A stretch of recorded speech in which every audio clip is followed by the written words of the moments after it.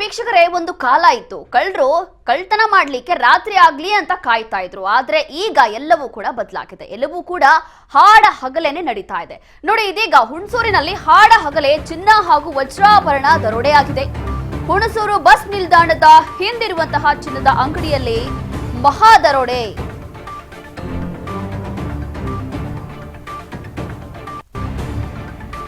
Sky gold and diamond ಮಳಿಗೆ ಈ ಒಂದು ಜಾಗದಲ್ಲಿ ದರೋಡೆ ಆಗಿರುವಂತದ್ದು. ಸುಮಾರು 4 ರಿಂದ 5 ಕೋಟಿ ಮೌಲ್ಯದ ಚಿನ್ನ ಹಾಗೂ ವಜ್ರಾಭರಣ ದೋಚಿಕೊಂಡು ಹೋಗಿದ್ದಾರೆ.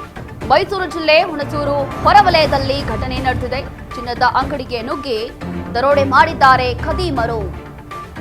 4 ರಿಂದ 5 ಕೋಟಿ ಎಸ್ಕೇಪ್ ಮಾಡಿದ್ದಾರೆ. ಬೈಕ್ನಲ್ಲಿ ಬಂದ 5 ಮುಸ್ಕುಧಾರಿಗಳಿಂದ ಈ ಒಂದು ದರೋಡೆ ಮಾಡಲಾಗಿದೆ.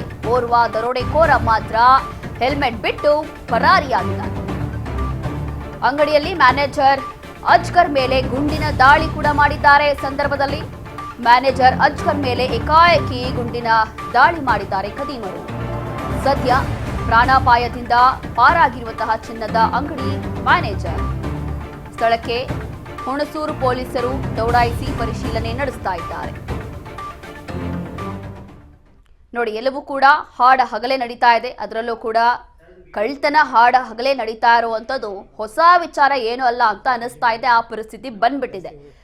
ಬೆಂಗಳೂರು ಇರ್ಬೋದು ಅಥವಾ ಬೇರೆ ಭಾಗ ಇರ್ಬೋದು, ಎಲ್ಲವೂ ಕೂಡ ಈಗ, ಈ ಹಿಂದೆ ಒಂದು ಕಾಲ ಇತ್ತು, ಈಗಾಗಲೇ ಹೇಳ್ತಾ ಇದ್ದೆ, ಕಳ್ಳರು ರಾತ್ರಿ ಹೊತ್ತೇ ಸ್ಕೆಚ್ ಹಾಕಿ ರಾತ್ರಿ ಹೊತ್ತೇ ಕಳ್ತನ ಮಾಡ್ತಾ ಇದ್ರು. ಆದ್ರೆ ಎಲ್ಲವೂ ಕೂಡ ಹಾಡ ಹಗಲೇ ಈಗ ನಡೀತಾ ಇದೆ ಅಂತ ಪರಿಸ್ಥಿತಿ ಬಂದ್ಬಿಟ್ಟಿದೆ. ಇದೀಗ ಮತ್ತೊಂದು ಇಂಥದೇ ಘಟನೆ ಹುಣಸೂರಿನಲ್ಲಿ ನಡೆದಿರುವಂಥದ್ದು. ಚಿನ್ನ ವಜ್ರ ಎಲ್ಲವೂ ಕೂಡ ದೋಚ್ಕೊಂಡು ಹೋಗಿದ್ದಾರೆ. ಸ್ಕೈ ಗೋಲ್ಡ್ ಅಂಡ್ ಡೈಮಂಡ್ ಮಳಿಗೆ ಈ ಒಂದು ಅಂಗಡಿಯಲ್ಲಿ ನಡೆದಿರುವಂತಹ ದರೋಡೆ ಇದು. 4 ರಿಂದ 5 ಕೋಟಿ ಮೌಲ್ಯದ ಚಿನ್ನ ಹಾಗೂ ವಜ್ರ ದೋಚ್ಕೊಂಡು ಹೋಗಿದ್ದಾರೆ. ಬೈಕ್ನಲ್ಲಿ 5 ಜನ ಬರ್ತಾರೆ ಮಾಸ್ಕ್ ಹಾಕೊಂಡು ಬಂದು ಈ ಸಂದರ್ಭದಲ್ಲಿ ಕಳ್ತನ ಮಾಡಿರುವಂಥದ್ದು. ಅದರಲ್ಲಿ ಓರ್ವ ಕಳ್ಳ ಮಾತ್ರ ಹೆಲ್ಮೆಟ್ ಅನ್ನು ಅಲ್ಲೇ ಬಿಟ್ಟು ಪರಾರಿಯಾಗಿದ್ದಾನೆ. ಇನ್ನು ಈ ಸಂದರ್ಭದಲ್ಲಿ ಅಂಗಡಿಯಲ್ಲಿ ಮ್ಯಾನೇಜರ್ ಅಜ್ಗರ್ ಮೇಲೆ ಗುಂಡು ಕೂಡ ಹಾರಿಸಿದ್ದಾರೆ. ಸದ್ಯ ಏನೂ ಹೆಚ್ಚಿನ ಪ್ರಾಣಾಪಾಯ ಆಗಿಲ್ಲ. ಇನ್ನು ಸ್ಥಳಕ್ಕೆ ಹುಣಸೂರು ಪೊಲೀಸರಿಂದ ಪರಿಶೀಲನೆ ಕೂಡ ನಡೆದಿದೆ. ಇದೇ ಒಂದು ವಿಚಾರಕ್ಕೆ ಸಂಬಂಧಪಟ್ಟಂತೆ ಮತ್ತಷ್ಟು ಮಾಹಿತಿಯನ್ನ ಕೊಡ್ತಾರೆ ನಮ್ಮ ಪ್ರತಿನಿಧಿ ಪುಟ್ಟಸ್ವಾಮಿ.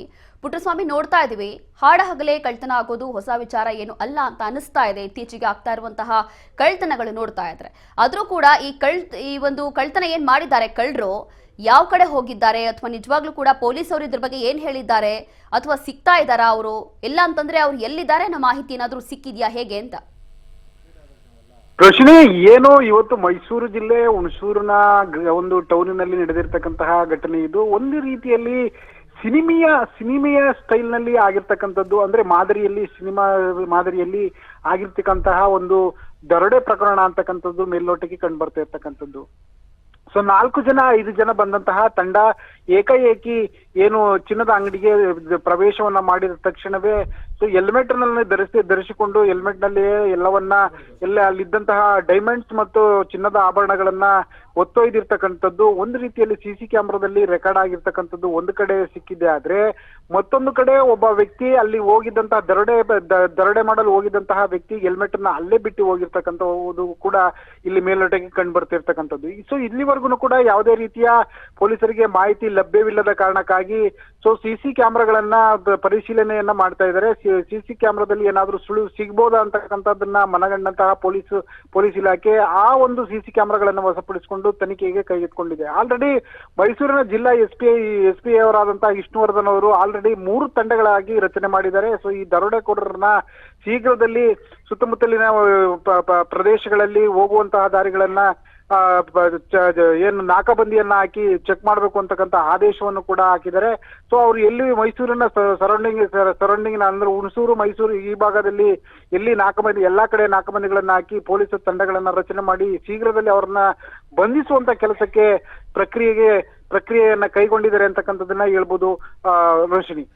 ಪುಟ್ಟಸ್ವಾಮಿ, ನೋಡ್ತಾ ಇದ್ವಿ ಅಂತಂದ್ರೆ ಹಾಡ ಹಗಲೇ ನಡೆದಿರುವಂತಹ ದರೋಡೆ ಇದು ಸುಮಾರು ಎಷ್ಟು ಗಂಟೆಗೆ ಆಗಿರಬಹುದು? ಇದು ಆಲ್ಮೋಸ್ಟ್ ಎಷ್ಟು ಗಂಟೆಗೆ ಆಗಿರ್ಬೋದು? ಅಥವಾ ಆ ಸಂದರ್ಭದಲ್ಲಿ ಆ ಒಂದು ಅಂಗಡಿಯಲ್ಲಿ ಪಾಪ ಸಿಬ್ಬಂದಿಯವರು ಕೂಡ ಗಾಬರಿ ಆಗಿದ್ರು. ಇನ್ನು ಯಾರಿಗೂ ಕೂಡ ಮ್ಯಾನೇಜರ್ ಹೊರತಾಗಿ ಬೇರೆ ಯಾರಿಗಾದ್ರೂ ಏನಾದ್ರೂ ಹೆಚ್ಚು ಕಡಿಮೆ ಆಗಿದೆಯಾ? ತದನಂತರ ಈ ಒಂದು ಕೇಸಲ್ಲಿ ಪೊಲೀಸರು ಯಾವ ರೀತಿಯಾಗಿ ಬೆನ್ನತ್ತಿದ್ದಾರೆ ಅಂತ? ಖಂಡಿತವಾಗಿ ಕೂಡ ಹೋದಂತಹ ಸಂದರ್ಭದಲ್ಲಿ ಅಲ್ಲಿ ಚಿನ್ನದ ಅಂಗಡಿಯ ವ್ಯಾಪಾರಿಯ ಮ್ಯಾನೇಜರ್ಗೂ ಕೂಡ ಫೈರಿಂಗ್ ಆಗಿದೆ ಅಂತಕ್ಕಂಥದ್ದು ಕೂಡ ಮೇಲ್ನೋಟಕ್ಕೆ ಕಂಡು ಬರ್ತಿರ್ತಕ್ಕಂಥದ್ದು ರೋಶಿನಿ. ಅದರ ಜೊತೆಯಲ್ಲಿ ಇಲ್ಲಿ ಸಿಬ್ಬಂದಿಗಳಿಗೆ ಯಾವುದೇ ರೀತಿಯ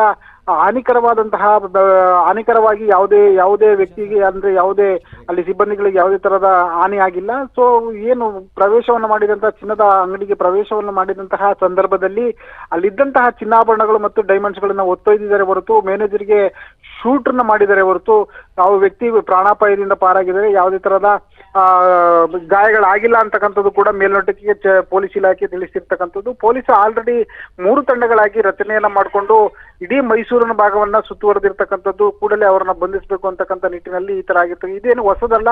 ಸೊ ಕರ್ನಾಟಕದಲ್ಲಿ ಈ ತರದ ಪ್ರಕರಣಗಳು ಸಾಕಷ್ಟು ಆಗಿದೆ. ಸೊ ಈ ಗೃಹ ಇಲಾಖೆ ವಿರೋಧ ಪಕ್ಷದವರು ಹೇಳುವಂತಹ ರೀತಿಯಲ್ಲಿ ಗೃಹ ಇಲಾಖೆ ಎಲ್ಲೋ ಒಂದ್ ಕಡೆ ವಿಫಲ ಆಗ್ತಾ ಇದೆ ಅಂತಕ್ಕಂಥದ್ದು. ಆಡಾಗಲೇ ಮರ್ಡರ್ ಆಗ್ತಕ್ಕಂಥದ್ದು, ಆಡಾಗಲೇ ದರೋಡೆ ಆಗ್ತಕ್ಕಂಥದ್ದು, ಆಡಾಗಲೇ ATMಗಳು ದರೋಡೆ ಆಗ್ತಕ್ಕಂಥದ್ದು, ಬ್ಯಾಂಕ್ಗಳು ದರೋಡೆ ಆಗ್ತಕ್ಕಂಥದ್ದು, ಈ ತರದ ಪ್ರಕರಣಗಳು ಕರ್ನಾಟಕದಲ್ಲಿ ಸಾಕಷ್ಟು ಕಂಡುಬರೋದ್ರಿಂದ ಸೊ ಗೃಹ ಇಲಾಖೆ ಎಲ್ಲೋ ಒಂದ್ ಕಡೆ ಫೈಲ್ ಆಗ್ತಾ ಇದೆಯಾ ಅಥವಾ ಎಲ್ಲೋ ದಾರಿ ತಪ್ತಾ ಇದೆಯಾ ಅಂತಕ್ಕಂಥದ್ದು ಕೂಡ ವಿರೋಧ ಪಕ್ಷಗಳು ಹಿಂದಿನ ದಿನಗಳಲ್ಲಿ ಟೀಕೆಯನ್ನ ಮಾಡಿರ್ತಕ್ಕಂಥದ್ದು. ಅದೇ ರೀತಿಯಲ್ಲಿ ಮೈಸೂರಿನಲ್ಲೂ ಕೂಡ ಇದೊಂದು ಪ್ರಕರಣ ಆಗಿರ್ತಕ್ಕಂಥದ್ದು ನಿಜವಾಗ್ಲೂ ಕೂಡ ಪೊಲೀಸ್ ಇಲಾಖೆಗೆ ಒಂದು ನುಂಗಲಾರದ ತುತ್ತಾಗಿದೆ ಅಂತಕ್ಕಂಥದ್ರ ಖಂಡಿತವಾಗಿ ಕೂಡ ಹೇಳ್ಬೋದು. ಯಾಕೆಂತ ಹೇಳಿದ್ರೆ ಸೊ ಬೆಳಗಿನ ಜಾವ 11:30-12 ಗಂಟೆಯ ಸಂದರ್ಭದಲ್ಲಿ ಈ ಪ್ರಕರಣ ಆಗಿದೆ ಅಂತಕ್ಕಂಥದ್ದನ್ನ ಪೊಲೀಸ್ ಇಲಾಖೆ ಸ್ಪಷ್ಟಪಡಿಸಿರ್ತಕ್ಕಂಥದ್ದು. ಆ ಒಂದು ಸಂದರ್ಭದಲ್ಲಿ ಏನೆಲ್ಲ CC ಕ್ಯಾಮೆರಾಗಳಲ್ಲಿ ಏನೆಲ್ಲ ಮಾಹಿತಿಗಳು ಲಭ್ಯವಾಗ್ತಾ ಇತ್ತೋ ಆ ಎಲ್ಲಾ ಮಾಹಿತಿಗಳನ್ನ ಕಲೆ ಆಗ್ತಾ ಇರ್ತಕ್ಕಂಥದ್ದು ಪೊಲೀಸ್ ಇಲಾಖೆ ಒಂದ್ ಕಡೆ ಆದ್ರೆ, ಮತ್ತೊಂದು ಕಡೆ 4 ತಂಡ ಅಥವಾ 3 ತಂಡಗಳಾಗಿ ರಚನೆ ಆಗಿರ್ತಕ್ಕಂಥದ್ದು. ಕೂಡಲೇ ಅವರನ್ನ ಬಂಧಿಸಬೇಕು ಅಂತಕ್ಕಂಥ ನಿಟ್ಟಿನಲ್ಲಿ ಎಲ್ಲಾ ಪ್ರಕ್ರಿಯೆಗಳನ್ನ ಪೊಲೀಸ್ ಇಲಾಖೆ ಕೈ ಎತ್ಕೊಂಡಿರ್ತಕ್ಕಂಥದ್ದು Roshini. Yes, thank you Puttaswamy ನಿಮ್ಮೆಲ್ಲ ಮಾಹಿತಿಗಾಗಿ.